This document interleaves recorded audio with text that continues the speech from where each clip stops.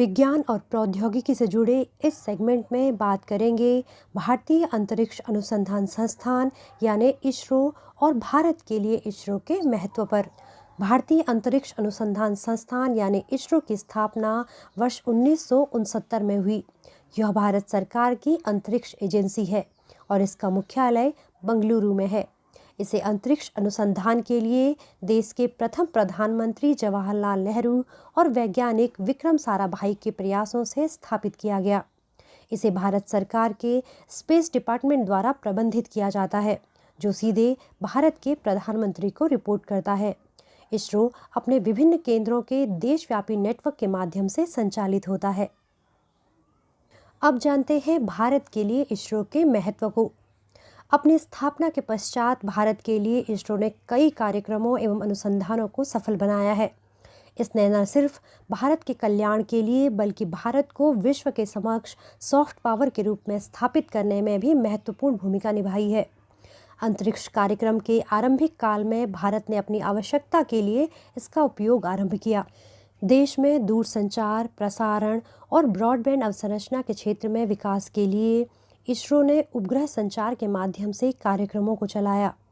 इसमें प्रमुख भूमिका इनसैट और जीसैट उपग्रहों की रही।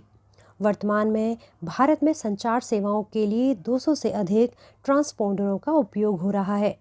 इन उपग्रहों के माध्यम से भारत में दूरसंचार, टेलीमेडिसिन, टेलीविज़न, ब्रॉडबैंड, रेडियो, आपदा प्रबंधन, खोज और बचाव अभियान जैसी सेवाएं प्रदान कर पाना संभव हुआ है।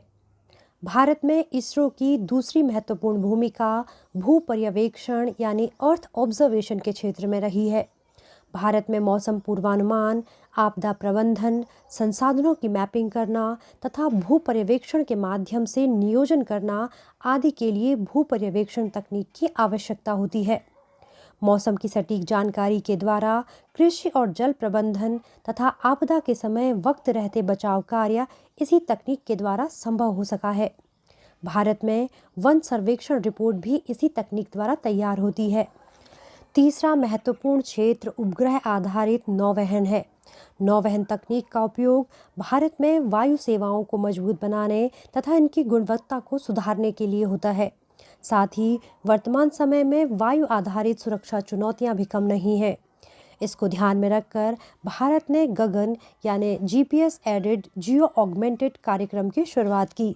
भारत ने कुछ समय पूर्व ही इस कार्यक्रम से आगे बढ़ते हुए Indian regional navigation satellite system को भी लॉन्च किया, जो 7 उपग्रहों पर आधारित है।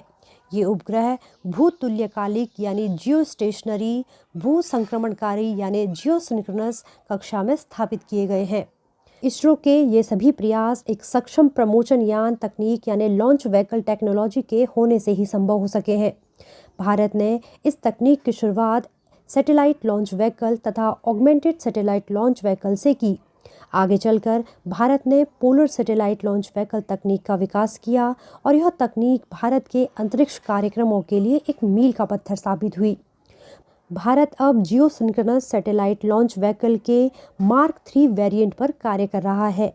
भारत में पीएसएलवी तथा जीएसएलवी की सफलता ने अतीत में चंद्रयान 1 तथा मंगल मिशन को सफल बनाया है। अब भारत अपने भावी मिशन गगनयान पर कार्य कर रहा है। इस मिशन के माध्यम से भारत मानव को अंतरिक्ष में भेजने की योजना बना रहा है।